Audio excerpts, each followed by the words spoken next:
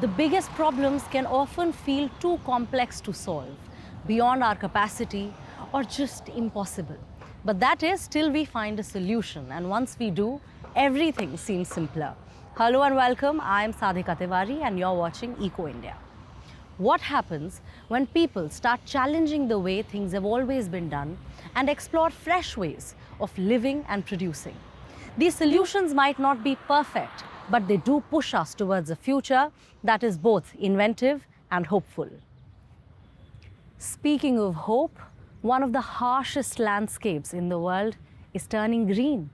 The Thar Desert. Human intervention, rainfall, and irrigation have turned parts of Rajasthan's desert into a farmland. But is this greening a sign of revival, or is it a warning that a fragile ecosystem is being pushed past its limits? What happens here could decide the future of deserts everywhere. Sometimes Chuna Ram Chaudhary can barely believe his luck. Every year, the 47-year-old is able to harvest more from his fields. Between mid-June and October, he grows bajra, or pearl millet, as well as wheat and cumin. And mung beans also thrive here, and yet his land lies in the middle of a desert. We normally get 200 millimeters of rain on average. But even though the rainy season isn't quite over yet, we have already had 350 to 400 millimeters. The rainfall is increasing. We are in the Thar Desert, in the far west of Rajasthan. It is one of the most inhospitable regions in the Indo-Pacific, covering an area of more than 200,000 square kilometers. In summer, temperatures can reach 50 degrees Celsius. Vast areas of land are covered by endless sand dunes. But for years now, some parts have started turning greener.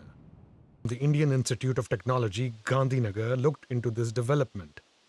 Between 2001 and 2023, rainfall in the region increased by more than 60%. But he says that's only one cause for the transformation. We were expecting that this may be because of increasing rainfall, because when you have more and more water availability, more number of rainy days during the monsoon season, and that could enhance your greening.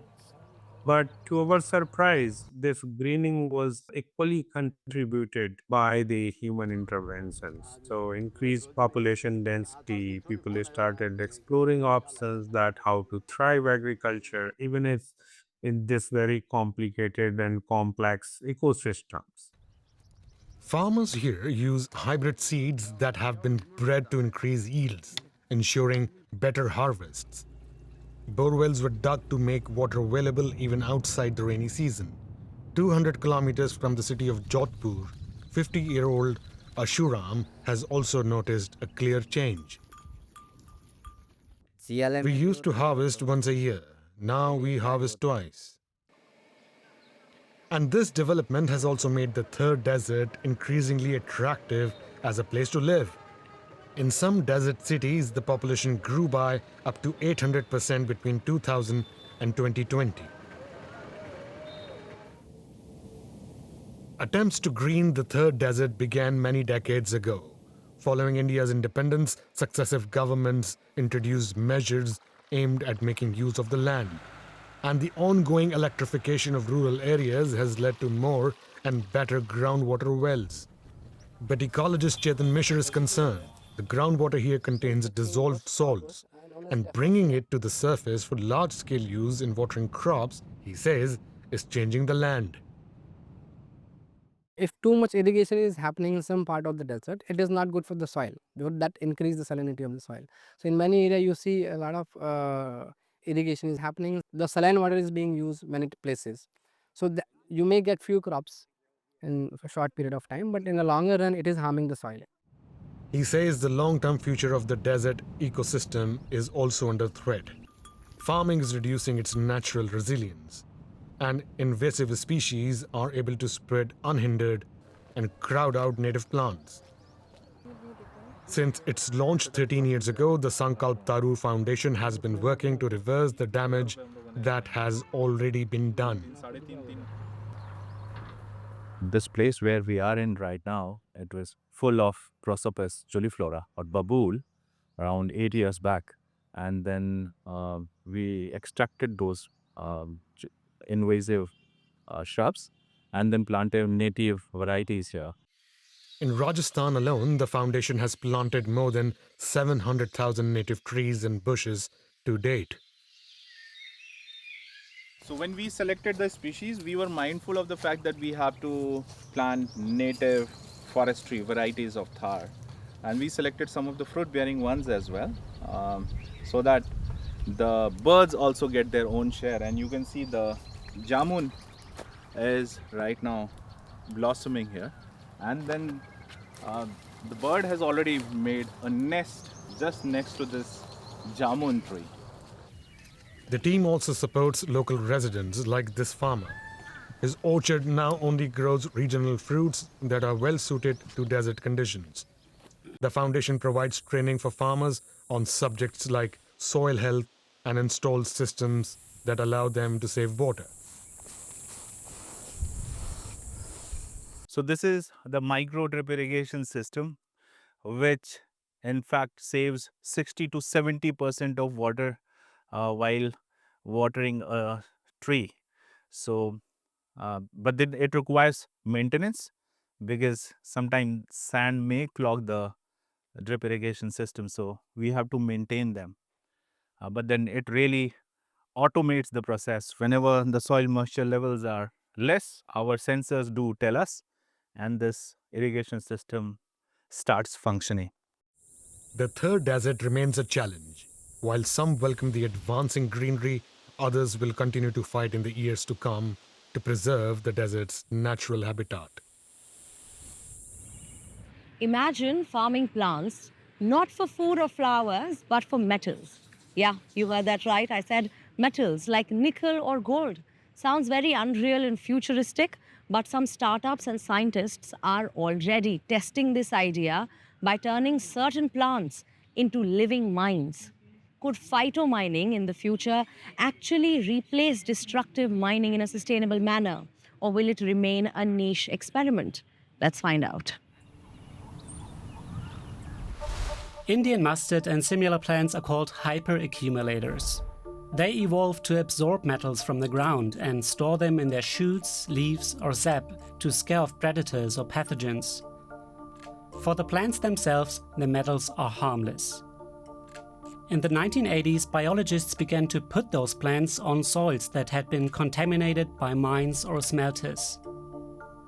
The value is that you clean up the soil, and we call that phytoremediation. Anthony van der End is one of the busiest researchers for that tech. Now, if you do that with a metal that actually has value, you could then extract that metal from the biomass, and that's what we call phytomining. We know of about 700 hyperaccumulator species around the world. Many hyperaccumulators absorb nickel, a metal which sits right in the topsoil in many parts of the world and is in really high demand. Some researchers and a handful of startups have taken notice. The minimum sort of target we are looking for on the land today with the natural plants are around 1/3 of a ton of nickel per hectare.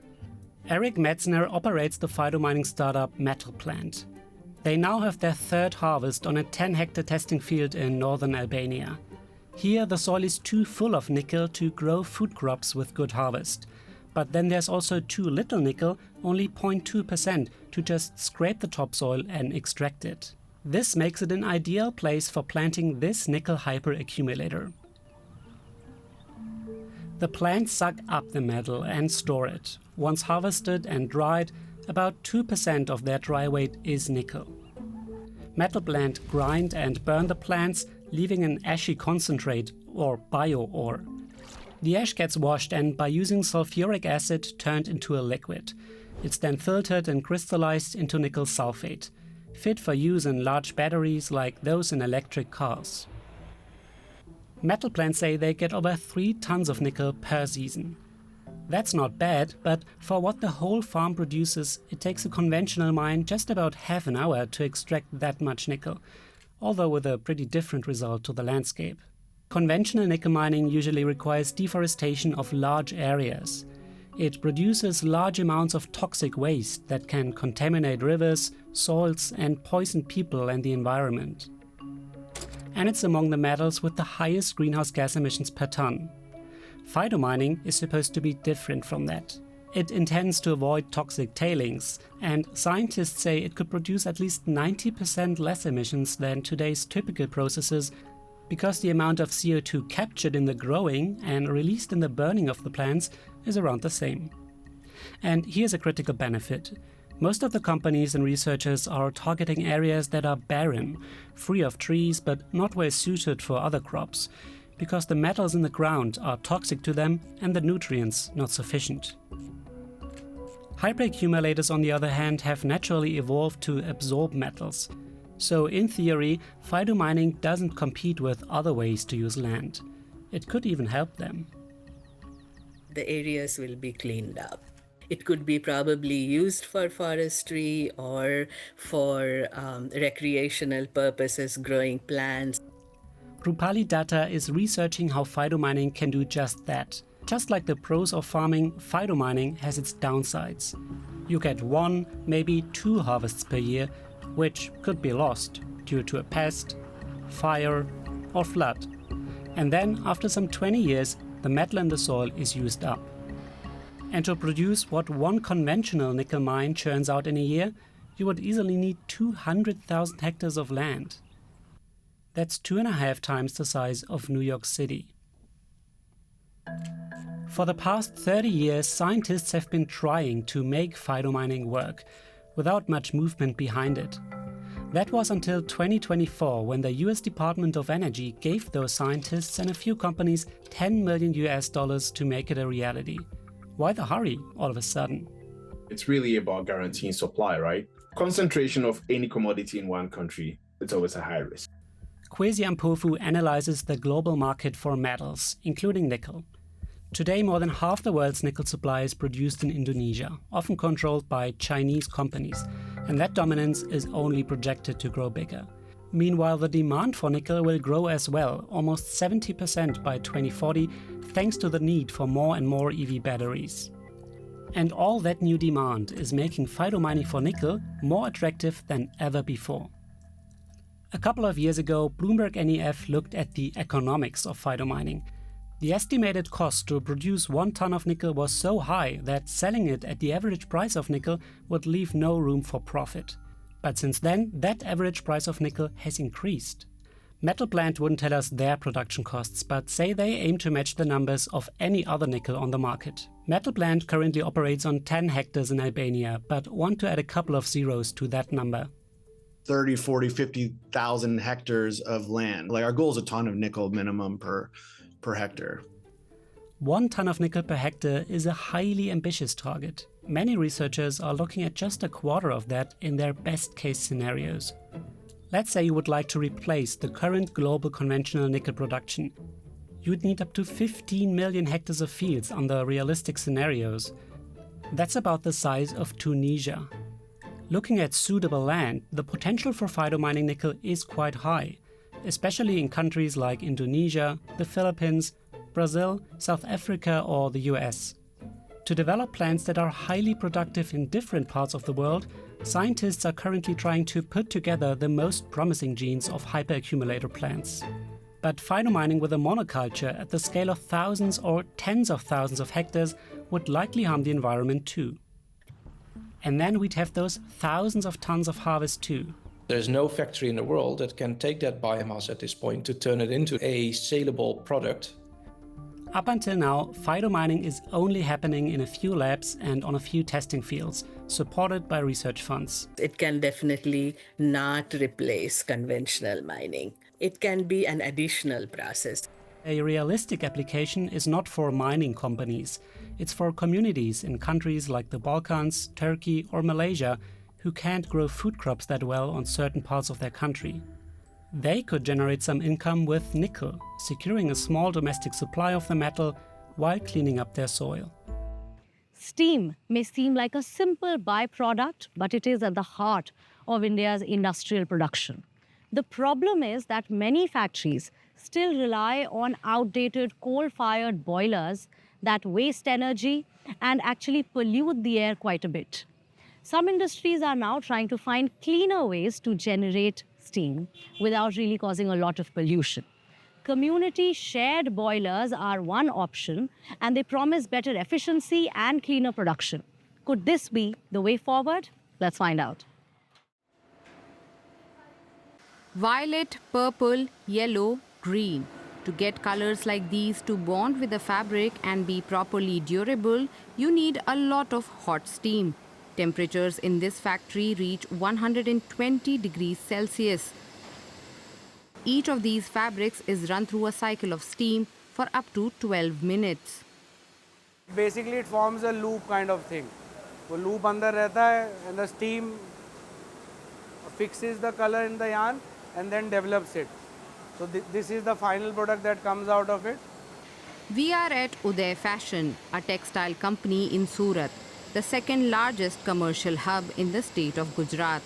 Steam is a key source of energy here. There are about 2,000 different manufacturers in the city's industrial area, many of which are small scale. Around 80% are powered by process heat steam. However, many of the boilers used to produce the steam are coal-fired, old and inefficient. The machines are often far larger than necessary, especially for small production units in the informal sector. And there's a lack of knowledge about how to operate them properly and efficiently. So you have a lot of starts and stops and overall inefficiency in the system, which means you're using excess fuel. Often there's a lot of wastage in terms of heat loss or steam loss. But efforts are being made to improve the situation. Not far from the textile factory, Steam House runs a community boiler system. It serves nearly 45 companies in the industrial area through a 12-kilometer network of pipes. The system is continuously monitored to ensure it is running as efficiently as possible. The boilers are equipped with filters to reduce the emission of harmful particulate matter. The pollution control starts from the procurement of the fuel, I will say. So since small industries generally buy coal on retail, they don't have much of quality control. They cannot control the quality of coal that they are buying. While we are buying on shiploads, or we are buying it on a bulk load, where we involve a third party inspector, and we see that the coal that we have designed or we desire for is actually achieved. We go for low sulfur and low ash coal.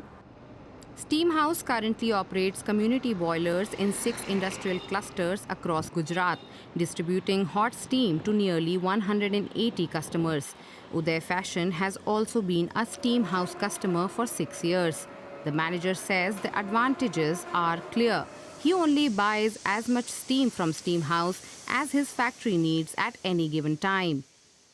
But so far, there are only a few companies in India that operate such large-scale boiler systems. There are several reasons for this. Firstly, the investment costs are high. Secondly, not all industrial parks have enough space for such a large plant. Also, businesses from different sectors have different needs. If someone somewhere, let's say in Surat, has utilized a community boiler, let's say for textile application, but someone who's in food processing, their process needs are very different. So they may need the steam at a different temperature or pressure at different times during the day. We head to a dairy 50 kilometers away. Steam House on Surat's industrial park is now too far away to be able to supply steam here.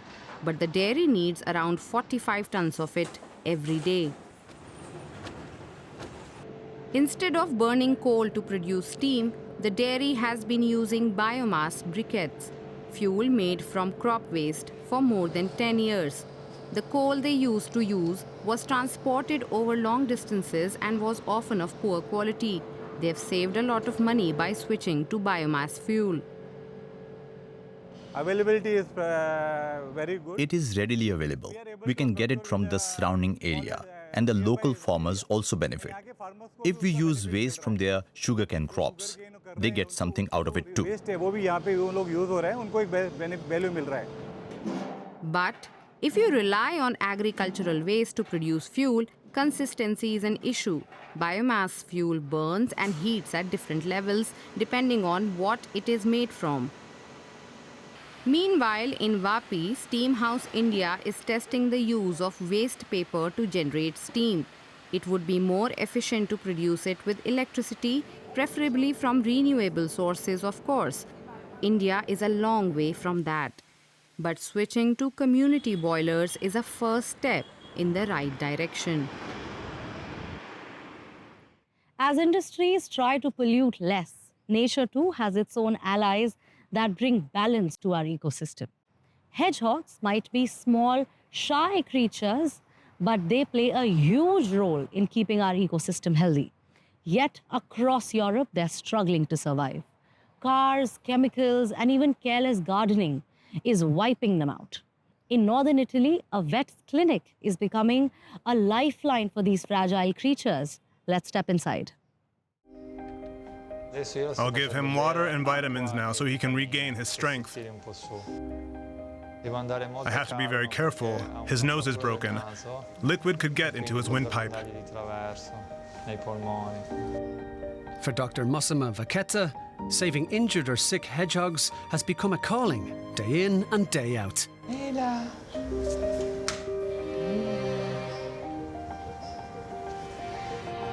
The Italian commune of Novello in Piedmont. At this 300-year-old house, Dr. Massimo Vacchetta founded Italy's only clinic for hedgehogs. A new patient has just arrived, Orazio. Where did you find him? He's slightly hypothermic and severely dehydrated. I gave him an infusion, cortisone, an anti-inflammatory, and something for the shock. Later, he will receive an antibiotic. If the swelling becomes severe, I'll drain it with a needle. Then Orazio goes into the incubator. Now all they can do is hope. The most important thing now is to save his life. He's hovering between life and death. The Western European hedgehog is on the red list of the International Union for Conservation of Nature. If these natural pest controllers disappear, it will negatively impact both humans and nature.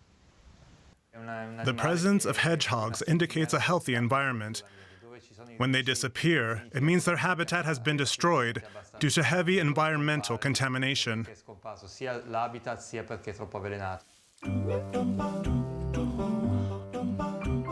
Back at the hedgehog clinic, around 200 tiny patients are currently being treated. Some will be discharged soon, while others have been in the hospital for months and must be gradually reacclimatized to life in the wild, even though that's becoming an increasingly dangerous place for hedgehogs. Many hedgehogs are killed by cars. Many are injured by mowers or while gardening. Some are burned alive when undergrowth or piles of leaves are set on fire, and pesticides are also a problem. Some hedgehogs, like Agamemnon, will remain at La Nina permanently. After a back injury, he's no longer able to curl up. Dr. Massimo conducts regular ultrasounds. The injury has left a scar that prevents him from rolling up into a ball. That's why he can't survive in the wild.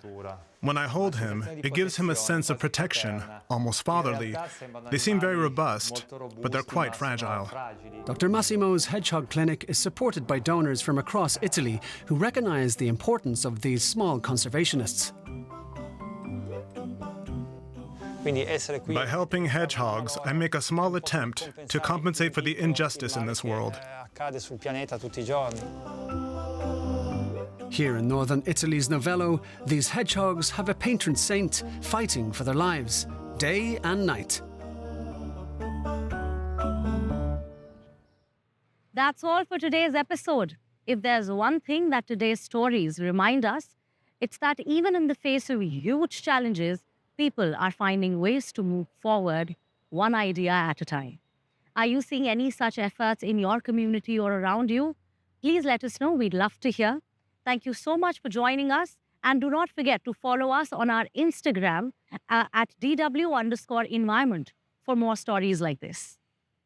Bikes and pedestrians rule the streets in this Berlin block. No more cut-through traffic. One-way streets, barriers, and low speed limits stop cars from cutting through the neighborhood. This redirects traffic to a main street. Residents, emergency vehicles, delivery trucks, and garbage collectors can still get in. Fewer cars mean cleaner air, less noise pollution, and safer spaces for everyone. Reclaimed streets and parking spots become tiny gardens, benches, and places to connect. It's not just about traffic, it's about community. There are currently around 70 neighborhood blocks in the works, and many Berliners want more of them. Would you like to see this in your neighborhood? I will see you next week with more such stories. Until then, take care, goodbye, namaskar.